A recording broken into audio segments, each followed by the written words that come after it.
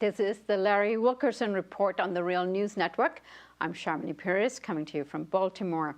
The Syrian Observatory for Human Rights is reporting that the Islamic State militants have seized the ancient Syrian city of Palmyra. Palmyra was the last government-controlled border crossing between Syria and Iraq. This means that Isil now controls over 50% of Syria. Further cross over the border into Iraq, where the government forces has withdrawn from Al-Tanf, known as Al-Walid, at the crossing where Isil has also advanced, and Iraq government forces lost Ramadi this week. Just 200 ISIS militants fought against 2,500 Iraqi forces, according to the BBC. ISIS also controls the city of Fallujah, very near Baghdad. The U.S. says that the fighting the militants now is going to be a difficult challenge. Joining me now to address all of this is Larry Wilkerson. He's the former chief of staff for the U.S. Secretary of State Colin Powell, and he's currently an adjunct professor of government at the College of William and Mary. Thank you so much for joining us. Thanks for having me, Sharmini. So, Larry, give us a sense of what's going on in the region and the role of the United States in all of this. I think the media has made a lot of what are basically tactical exchanges. That is to say, for example, Ramadi in Iraq, the oil refinery in the north and so forth that ISIL seems to be threatening, and Ramadi in particular, are still ongoing conflicts, ongoing battles. Terrain is changing hands. Terrain goes first to ISIL as they make an initial movement on it, and then it's wrested back from them by the Iraqi forces, aided by Iran and others helping them, and of course, air power from the United States and others.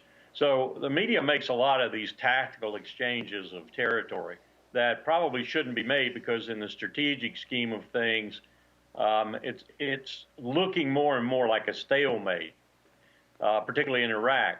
In Syria, it's a little bit different, as your commentary suggested, because Assad seems finally, after some time, to be actually losing some key terrain and some key cities, key sections of Syria. I've heard, for example, that he only controls roughly 50–55% of the state anymore, and there are a couple of key areas he doesn't control. If Palmyra has really fallen to ISIL, and this is an occasion for rejoicing on their part, and certainly an occasion for dismay on Assad's part. Strategically, I think what this means is that Assad is finally losing enough of a grip on power that a political solution might become a feasible thing in the very near future. And a political solution, of course, I still think would have to include him in some sort of interim way. But I hope that's what's happening, that we're getting to the point where we can achieve a political solution. If one wants to look at the history of this is dismaying completely, disconcerting even, though those of us who studied this in the post-World War era, World War II era, know about the machinations of the United States and its allies in the world. And what I mean by that is the rumor mill here in Washington is very strong, and I suspect there's some truth in these rumors that we're looking at another repetition of what happened in Afghanistan with the CIA training the Mujahideen, which ultimately included the Arabs, which ultimately included Osama bin Laden, in its attempt to overthrow the Soviet forces in Afghanistan after the Soviet Union invaded Afghanistan in 1979 and 80. We're hearing rumors, strong rumors, that the CIA was in there with Prince Bandar, the Saudis. Of course, we've known they've been there all along, trying to overthrow Assad, and may have had a hand in creating the very forces that we're talking about today, having more sway in Syria and in Iraq too. In other words, ISIS. I suspect what we're talking about is the Sunnis amongst this group, the Sunnis that were disempowered by our invasion of Iraq and our inability to cause the Shia government to accommodate them. I suspect that's what we're really talking about, the former Iraqi military, in other words. But what we're saying here is that the CIA and the United States and Saudi Arabia and others, again, are instrumental in creating blowback that's going to be significant for the region and maybe even for our own interests in that region. So this is another dismaying thing that one picks up and learns about what its country is doing with its taxpayer dollars in other countries in nefarious and covert ways. BBC is reporting that the fall of Ramadi was achieved by the ISIS with just 200 militants against 2,500 Iraqi forces. What does this tell us about the Iraqi forces' capacity and capability? Well, I don't know if those specifics are correct. I've heard various specifics, but I do think the general scheme of things that they suggest is correct, and that is that these zealots, these fighters who believe in what they're doing passionately, despite what we might think of their tactics, their ruthlessness, their murderous instincts, they believe in what they're doing, and they're doing it, are up against Iraqis who are at best lackadaisical and at worst absent for duty. These are the Iraqis that we spent billions of dollars training. These are the Iraqis that David Petraeus, for example, assured us were capable of maintaining the security of their country.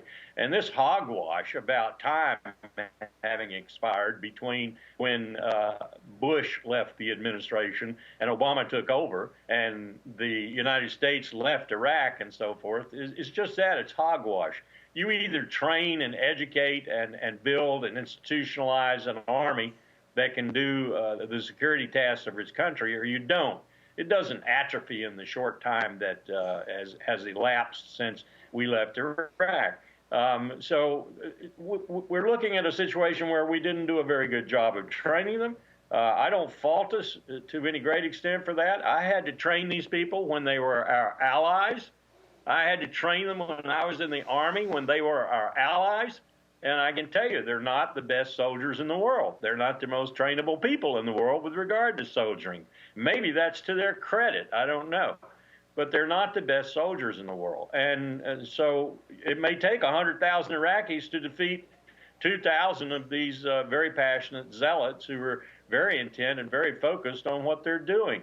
But I have no doubt that with air support from others and with some sort of leadership, the indigenous forces in Iraq can ultimately defeat the Isil forces in Iraq. Defeating the Sunnis is another matter altogether. And that's the real hardcore of these Isil forces, I think. If we just ripped away their mask, we'd find Saddam Hussein's Republican Guard behind them. The people that we caused to be insurgents against us are now insurgents against the Shia government in Baghdad.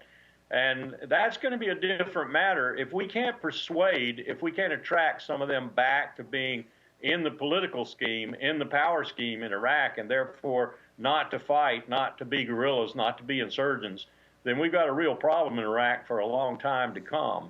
And that brings me to perhaps a final point. You are not going to solve that problem, nor are you going to solve the problem in Syria without Iran and without Turkey. So if you're going to work on a political solution to these problems, or even an interim military solution followed by a political solution, you best include Iran and you best include Turkey. And that makes the negotiations with Iran right now all the more important. Larry Wilkerson, as always, thank you so much for joining us on the Real News Network. Thanks for having me, Charmaine. And thank you for joining us on the Real News Network.